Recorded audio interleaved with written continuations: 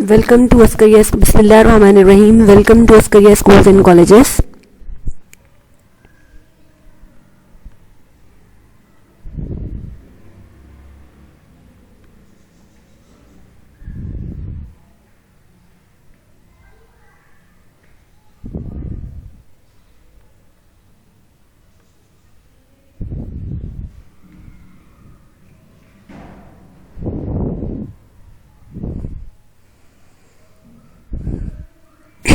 Assalamu alaikum. I am your teacher Saida Liaquat and today we will discuss chapter Alkyl Halide, the lecture of chapter Alkyl Halide.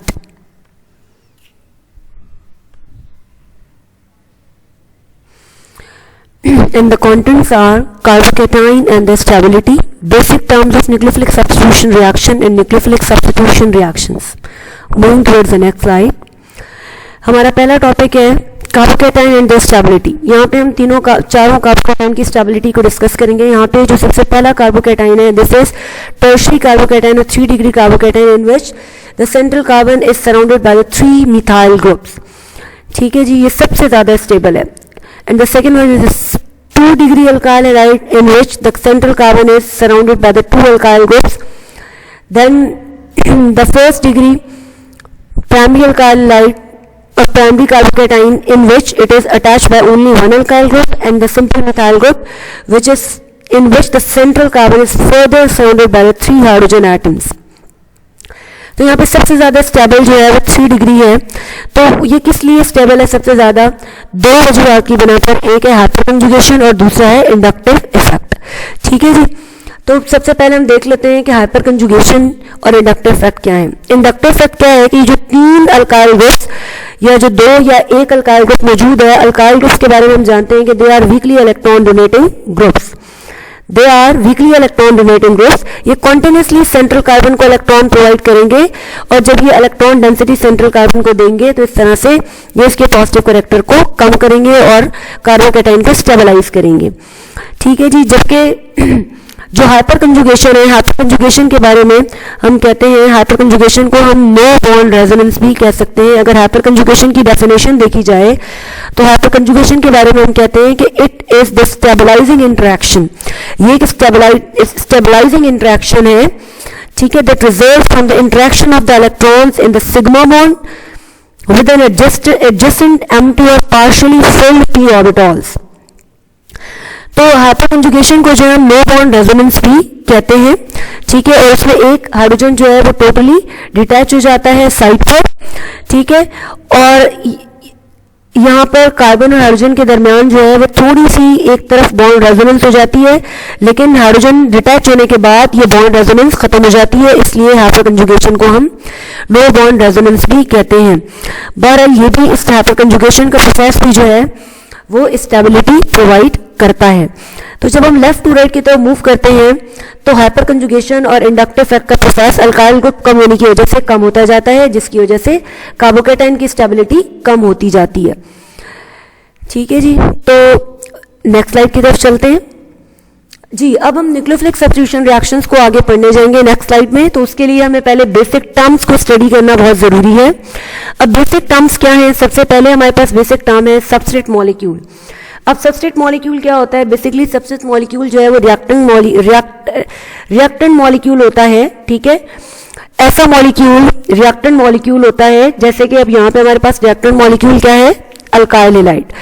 ठीक है, यानी एक ऐसा molecule जिसके ऊपर nucleophile जो है वो अटैक करे, उसको हम कहते हैं सबस्ट्रेट मॉलिक्यूल.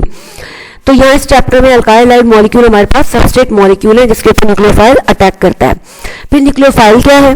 अब ये जो न्यूक्लियोफाइल है ये ऐसी स्पीशीज होती हैं जिनके पास एटलीस्ट एक लोन पेयर ऑफ इलेक्ट्रॉन मौजूद हो. ठीक है जी, और ये अपना पेयर ऑफ इलेक्ट्रॉन जो है वो डोनेट करती हैं इलेक्ट्रोफिलिक कार्बन को. अल्काइल हैलाइड के इलेक्ट्रोफिलिक कार्बन को ये अपना इलेक्ट्रॉन पेयर जो है डोनेट करती हैं. अब ये जो न्यूक्लियोफाइल्स हैं इनको हम कहते हैं कि they are the proton loving species. इसी वजह से ये खुद इलेक्ट्रॉन रिच स्पीशीज होती हैं और जो इलेक्ट्रॉन डेफिशिएंट स्पीशीज है उसके ऊपर ये अटैक करती हैं. ठीक है, और जो न्यूक्लियोफाइल्स हैं वो न्यूट्रल भी हो सकते हैं और नेगेटिवली चार्ज भी हो सकते हैं. It is a proton loving species. अब हमारे पास न्यूक्लियोफाइल की एग्जांपल्स हैं, hydroxide ion, ethoxide ion, hydrogen sulphide ion, thiocyanide ion, water, amino chloride ion, bromide ion and ammonia. ठीक है जी, तो ये इनमें से कुछ स्ट्रॉन्ग न्यूक्लियोफाइल हैं और कुछ हमारे पास वीक न्यूक्लियोफाइल हैं। जिस तरह हैलोजेंस हमारे पास यूजुअली वीक न्यूक्लियोफाइल कंसीडर किए जाते हैं, और इसके अलावा जो बाकी जितने न्यूक्लियोफाइल्स हैं उनको मोस्टली हम स्ट्रॉन्ग न्यूक्लियोफाइल कंसीडर करते हैं। इस चैप्टर में एज ए स्ट्रॉन्ग न्यूक्लियोफाइल हम हाइड्रोक्साइड आयन को कंसीडर करेंगे, और जो वीक न्यूक्लियोफाइल्स हैं उनमें हम हैलोजेंस को, स्पेशली ब्रोमाइड और क्लोराइड को डिस्कस करेंगे because of their intermediate reactivity. Basic terms में लिविंग ग्रुप की तरफ चलते हैं। अब हमारे पास दो तरह के लिविंग ग्रुप्स हैं, गुड लिविंग ग्रुप भी होते हैं और बैड लिविंग ग्रुप भी होते हैं। ठीक है जी, तो यहाँ पर हम देखते हैं कि जो हमारे पास टोसाइलेट आयन है और जो अमोनिया है वो सबसे ज्यादा एक्सेलेंट लिविंग ग्रुप है। फिर उसके बाद आयोडाइड वाटर वेरी गुड है, ब्रोमाइड गुड है, क्लोराइड फेयर लिविंग ग्रुप है, फ्लोराइड जो है वो पुअर लिविंग ग्रुप है, और वेरी पुअर जो है वो हाइड्रोक्साइड, अमाइनो ग्रुप और अल्कोक्साइड आयन्स हैं, जो वेरी पुअर लिविंग ग्रुप है। ठीक है, तो इट मीन्स जो पुअर लिविंग ग्रुप है दे आर गुड न्यूक्लियोफाइल, और जो गुड लिविंग ग्रुप है they are bad nucleophile. Next slide की तरफ मूव करते हैं। अब हम चलते हैं, कुछ बेसिक टर्म्स को हमने स्टडी किया है। ठीक है, अब हम चलते हैं न्यूक्लियोफिलिक सब्स्टिट्यूशन रिएक्शंस की तरफ। तो न्यूक्लियोफिलिक सब्स्टिट्यूशन रिएक्शंस जो है वो क्या होते हैं और इनमें कौन से मेजर इवेंट्स हैं जो होते हैं। इनमें सबसे पहला मेजर इवेंट है breaking of sigma bond between the carbon and hydrogen, और जो दूसरा सेकेंड अहम स्टेप है वो है formation of the new sigma bond between the carbon and attacking nucleophile. तो ये देखिए, ये अटैकिंग न्यूक्लियोफाइल है। ठीक है, और ये सबस्ट्रेट मॉलिक्यूल है हमारा अल्काइल हैलाइड का। न्यूक्लियोफाइल इसके ऊपर अटैक करेगा, ये पुराना बॉन्ड R और X के दरमियान टूटेगा और नया बॉन्ड R और न्यूक्लियोफाइल के दरमियान फॉर्म हो जाएगा, और ये X नेगेटिव जो है, जो कि लिविंग ग्रुप है, ये इसको हम कहेंगे लिविंग न्यूक्लियोफाइल। ठीक है, या लिविंग ग्रुप। तो हैलोजन जो है वो यहाँ पे हमारा लिविंग ग्रुप कहलाता है। हैलोजन हमारा क्या कहलाता है? लिविंग ग्रुप कहलाता है। नेक्स्ट स्लाइड की तरफ मूव करते हैं। न्यूक्लियोफिलिक सब्स्टिट्यूशन रिएक्शन दो तरह के होते हैं, SN1 reaction and SN2 reaction. Definition इसकी क्या है? Those reactions where halogen of alkyl halide is substitute or replaced by the attacking strong nucleophile is known as nucleophilic substitution reaction। यानी यहाँ पे एक वीक न्यूक्लियोफाइल को आके एक स्ट्रॉन्ग न्यूक्लियोफाइल जो है वो रिप्लेस करता है, यानी ओल्ड न्यूक्लियोफाइल जो कि वीक होता है उसको new nucleophile, strong nucleophile substitute करता है, तो उसे हम कहते हैं न्यूक्लियोफिलिक सब्स्टिट्यूशन रिएक्शन। इसकी मेनली टू टाइप्स हैं जो हम स्टडी करेंगे, one is SN1 reaction and other is SN2 reaction. Next slide की तरफ मूव करते हैं। सबसे पहले हम SN1 रिएक्शन को स्टडी करते हैं। SN1 रिएक्शन क्योंकि इसके साथ लगा हुआ है 1, तो इसको हम कहते हैं unimolecular. It is unimolecular substitution reaction. ये यूनिमोलिकुलर सब्स्टिट्यूशन रिएक्शन दो स्टेप्स में होता है, ठीक है, जिसमें सबस्ट्रेट जो मॉलिक्यूल है हमारा अल्काइल हैलाइड वो सबसे पहले आयनाइज होता है reversibly into the carbonium ion, ठीक है, एंड X नेगेटिव में। तो ये स्लो स्टेप है और ये रेट डिटर्मिनिंग स्टेप है। यहाँ पे सबसे पहले जो हमारा कार्बन और हाइड्रोजन का बॉन्ड है वो ब्रेक होगा। ये स्लो स्टेप है और रेट डिटर्मिनिंग स्टेप है क्योंकि यहाँ पर कार्बोनियम आयन बनता है और X नेगेटिव जो है वो साइड पर हो जाता है। अब ये कार्बोनियम आयन या कार्बोकैटाइन जो है वो तैयार है न्यूक्लियोफाइल के अटैक के लिए। तो नेक्स्ट स्टेप में देखते हैं कि न्यूक्लियोफाइल इस कार्बोकैटाइन पे कैसे अटैक करता है। सेकेंड स्टेप में है अटैक ऑफ न्यूक्लियोफाइल। अब ये हमारे पास कार्बोनियम आयन है, सेंटर में कार्बोनियम आयन, और हम ये देख सकते हैं कि ये प्लेनर कार्बोनियम आयन है जिसकी sp2 हाइब्रिडाइजेशन है, प्लेनर स्ट्रक्चर है, 120 डिग्री का एंगल है और ये फास्ट स्टेप रिएक्शन है। और हम ये देख रहे हैं कि मॉलिक्यूल ने अपने आप को, कार्बोकैटाइन ने अपने आप को इस तरह से अरेंज किया है प्लेनर फॉर्म में 120 डिग्री के एंगल पे कि दोनों साइड से हमारा न्यूक्लियोफाइल फ्रंट साइड से भी अटैक कर सकता है और बैक साइड से भी अटैक कर सकता है। और ये हमारे पास फाइनली जो है वो प्रोडक्ट बन गया है रिटेंशन ऑफ कॉन्फिगरेशन के साथ। नेक्स्ट स्लाइड की तरफ मूव करते हैं। तो केमिकल काइनेटिक्स से पहले मैं इसकी स्टीरियोकेमिकल एविडेंस बताऊंगी जो हमने प्रीवियस स्लाइड में देखा है कि ये पार्शियल रेसमाइजेशन के साथ जो है ये रिएक्शन कैरिड आउट होता है, ठीक है। कार्बन sp2 हाइब्रिडाइज्ड है with 120 degree angle and planar structure के साथ, और यहाँ पे न्यूक्लियोफाइल दोनों तरफ से अटैक कर सकता है क्योंकि दोनों साइड पर न्यूक्लियोफाइल नहीं है। तो यानी पहले से मौजूद न्यूक्लियोफाइल नहीं है, तो जो अटैकिंग न्यूक्लियोफाइल है वो इजीली अटैक कर सकता है। अब अगर न्यूक्लियोफाइल आपका अटैक करता है बैक साइड से, तो आपको बैक साइड से अटैक करता है तो आपको इन्वर्टेड प्रोडक्ट मिलेगा, ठीक है। और अगर आपका न्यूक्लियोफाइल फ्रंट साइड से अटैक करता है, यानी कि न्यूक्लियोफाइल की तरफ से अटैक करता है, तो आपको रिटेंसिव प्रोडक्ट जो है वो मिलेगा, ठीक है। तो दोनों प्रोडक्ट्स की जो है, दोनों प्रोडक्ट्स ऑप्टिकल एक्टिव होते हैं और दोनों की ऑप्टिकल एक्टिविटी सेम होती है। केमिकल काइनेटिक्स की तरफ हम मूव करते हैं। इसकी केमिकल काइनेटिक्स, जैसे कि हमने देखा कि रेट डिटर्मिनिंग स्टेप में सिर्फ सबस्ट्रेट मॉलिक्यूल जो है पार्टिसिपेट करता है, सबस्ट्रेट मॉलिक्यूल का, सबस्ट्रेट का एक मॉलिक्यूल, तो इसलिए हम रेट लिखते हैं रेट इज इक्वल टू के अल्काइलाइड, यानी अल्काइलाइड का एक मॉलिक्यूल रेट डिटर्मिनिंग स्टेप में पार्टिसिपेट कर रहा है। ओवरऑल जो ऑर्डर ऑफ रिएक्शन है वो फर्स्ट ऑर्डर है।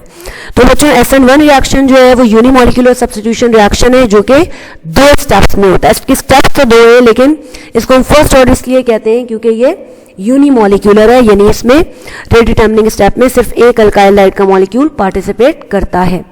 नेक्स्ट स्लाइड की तरफ मूव करते हैं। SN2 reaction. अब जो SN2 रिएक्शन है वो न्यूक्लियोफिलिक, वो बायोमोलिकुलर न्यूक्लियोफिलिक सब्स्टिट्यूशन रिएक्शन इसको कहते हैं। बायोमोलिकुलर क्यों कहते हैं, इसके तरह 2 लगा है, बायोमोलिकुलर सब्स्टिट्यूशन रिएक्शन। ये सिंगल स्टेप में होता है, ठीक है। SN2 इसको इसलिए कहते हैं क्योंकि ये बायोमोलिकुलर है और इसमें रेट डिटर्मिनिंग स्टेप में 2 मॉलिक्यूल पार्टिसिपेट कर रहे होते हैं, अदरवाइज ये एक ही स्टेप में कैरिड आउट होता है।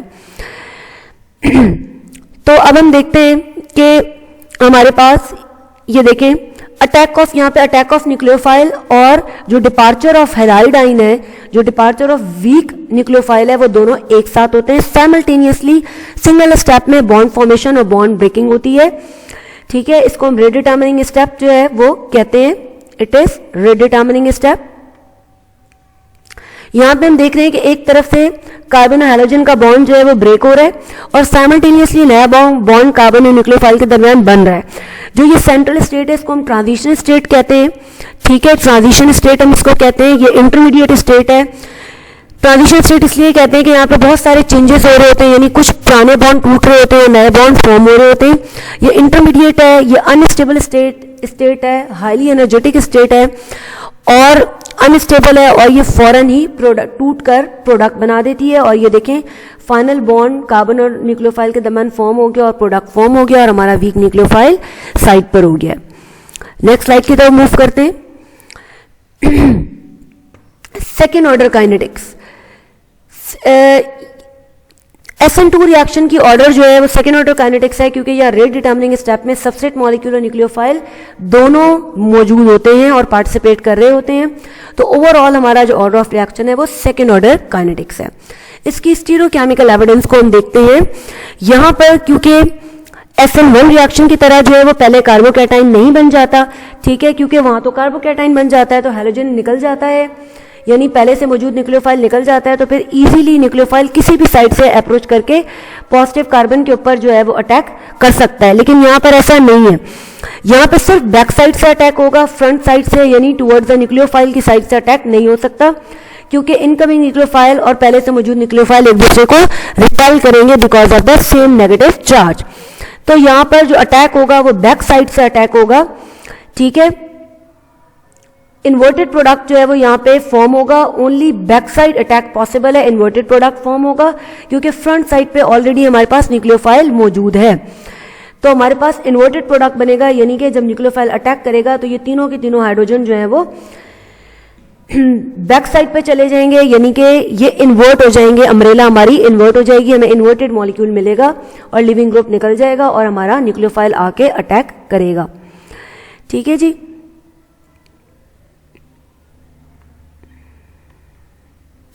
तो ये था हमारा आज का लेक्चर। उम्मीद करती हूं कि आपको आज का लेक्चर जो है वो समझ आया होगा।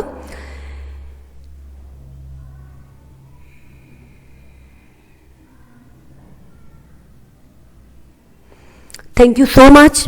आई होप आपको आज का लेक्चर समझ आया होगा। Stay blessed and Allah Hafiz.